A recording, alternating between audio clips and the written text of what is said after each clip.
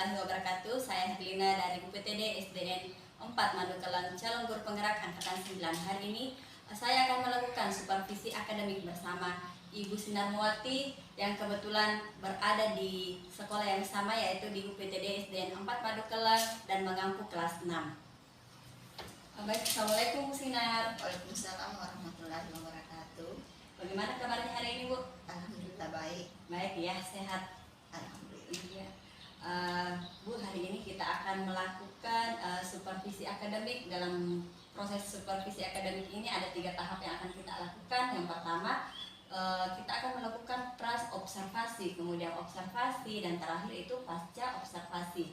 Di sini saya akan mensupervisi Ibu dalam proses pembelajaran, Bu, ya. Tidak apa-apa, Bu, ya? Iya. Baik, Bu, sebelum kita lanjut, saya ingin bertanya dulu, kira-kira tujuan pembelajaran yang akan Ibu capai nantinya seperti apa? Tujuan pembelajaran yang saya ingin capai nantinya itu bagaimana anak mampu memahami bagian-bagian lingkaran.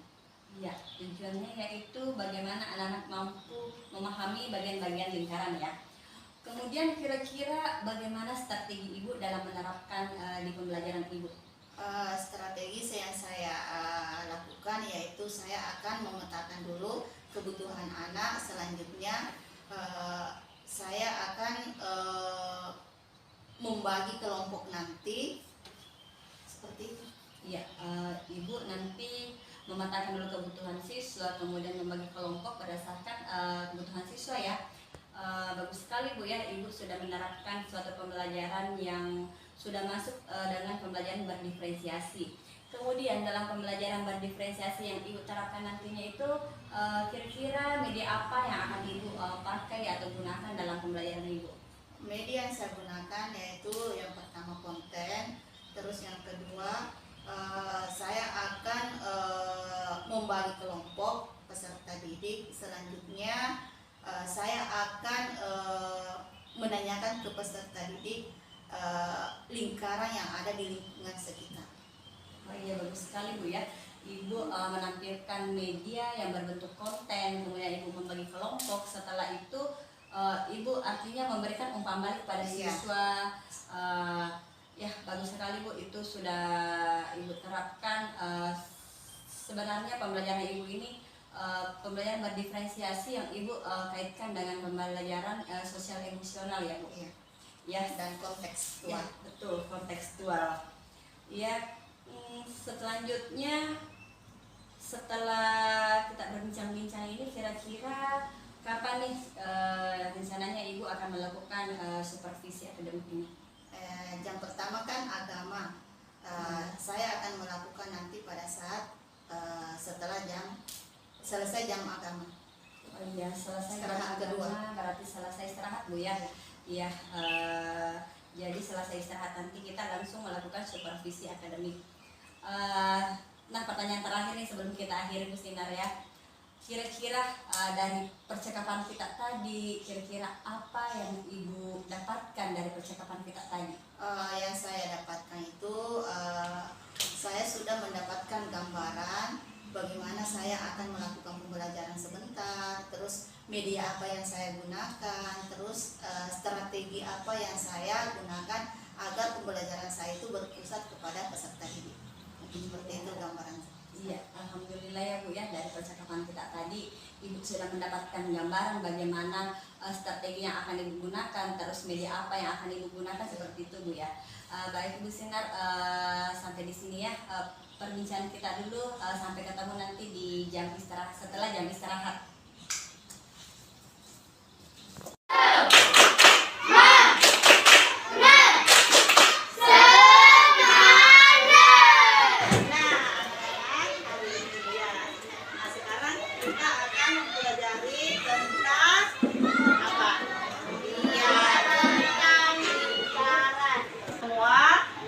Siapa yang bisa memberikan penjelasan tentang lingkaran menurut versi anak-anak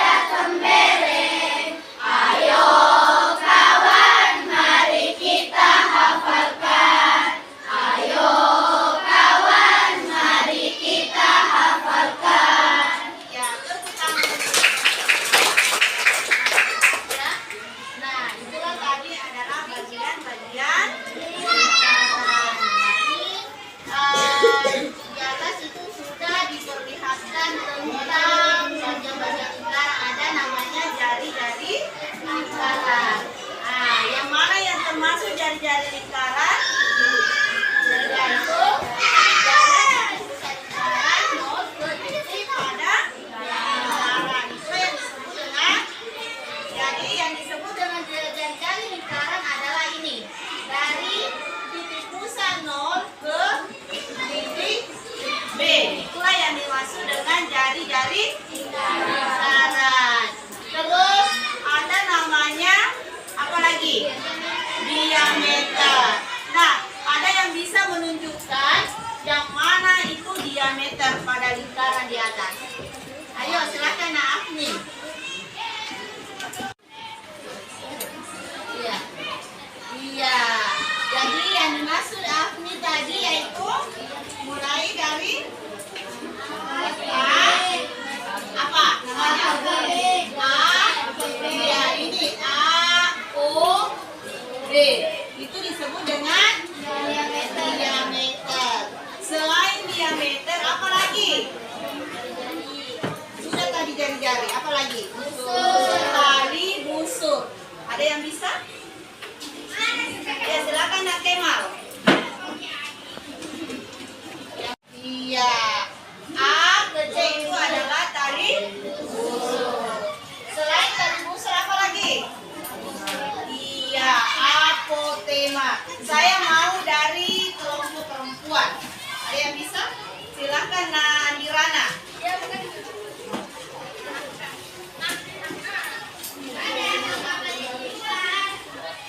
Iya, yang dimaksud dengan apotema adalah O ke D. Iya, O ke D. Nah, dari lingkaran ini dan bagian-bagian lingkaran ini, apakah anakku ada yang belum memahami atau sudah dipahami tentang lingkaran? Ada yang ingin bertanya? Tidak ada. Kalau tidak ada, silakan dibuka bukunya halaman 28. Iya, ini. Iya.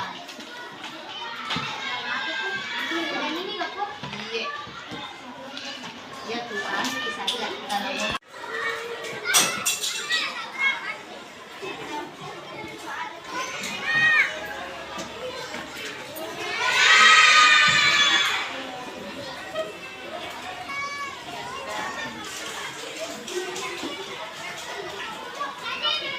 Sudah selesai?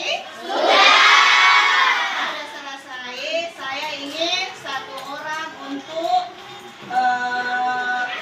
maju ke depan untuk mempresentasikan hasil pekerjaannya. Mungkin kelompok gunakan bisa Nandirana, silakan.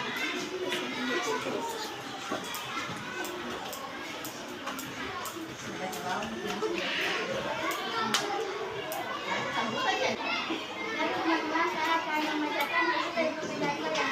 Nomor 1. Garis yang merupakan jari lingkaran adalah yang setelah saya amati contoh gambarnya.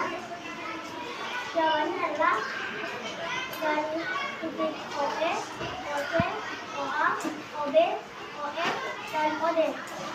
Nomor 2. Diameter dari lingkaran di samping adalah jawabannya adalah AD dan DF. Dari KF disebut jawaban tali busur. Daerah yang di akhir disebut jawaban juri. Oke. Iya. Beri dia tepuk tangan.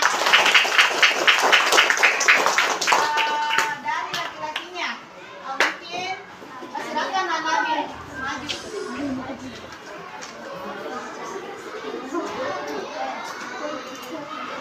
Silakan. Saya akan mempresentasikan hasil pekerjaan saya. Berdasarkan penelitian tersebut yang merupakan unsur-unsur lingkaran ditunjukkan oleh nomor E, 1, 3, dan 4. Apotema ditunjukkan oleh garis jawab C, OE. Titik pusat lingkaran adalah D, O. Yang bukan jari-jari lingkaran adalah B, BO. Oke. Silakan. Itulah tadi ya hasil